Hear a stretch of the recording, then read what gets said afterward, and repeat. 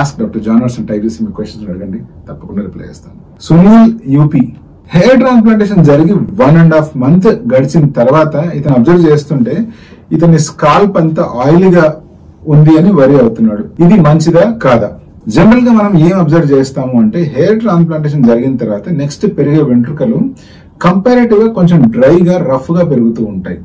ఇది common. But hair transplantation జరిగిన తర్వాత కొంతమందికి అంటే ఒక స్మాల్ సెట్ ఆఫ్ పాపులేషన్ కి విపరీతమైన ఆయిలీ స్కాల్ప్ అవుతూ ఉంటుంది. దీనికి కొన్ని కారణాలు ఉన్నాయి. కామన్ గా మనం అట్రిబ్యూట్ చేయగలిగిన కారణం ఏంటి అంటే హెయిర్ ట్రాన్స్ప్లాంటేషన్ చేసేటప్పుడు ఆ స్కాల్ప్ ఏరియాలో జరిగే స్టిమ్యులేషన్ వల్ల అక్కడ ఉండే స్వెట్ అండ్ సీబమ్ గ్లాండ్స్ కొంచెం ఎక్కువగా స్టిమ్యులేట్ అయిపోవడము, దానివల్ల కంపారేటివ్ గా కొంచెం ఆయిలీనెస్ పెరగడము కావచ్చు.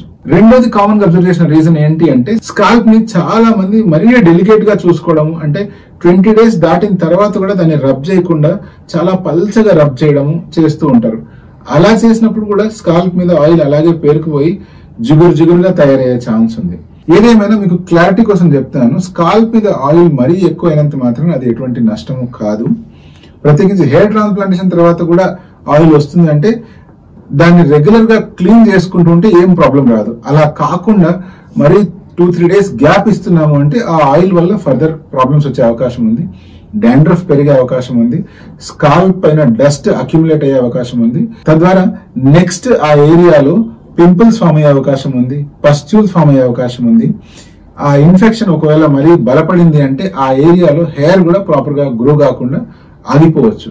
ఇలా విపరీతంగా ఆయిల్ తయారవుతుంది, మీరు షాంపూస్ చేసినా కూడా తగ్గట్లేదు అంటే ఇమీడియట్ గా మీ హెయిర్ ట్రాన్స్ప్లాంటేషన్ సర్జన్ అటెన్షన్ కి దీన్ని తీసుకువెళ్ళాలి.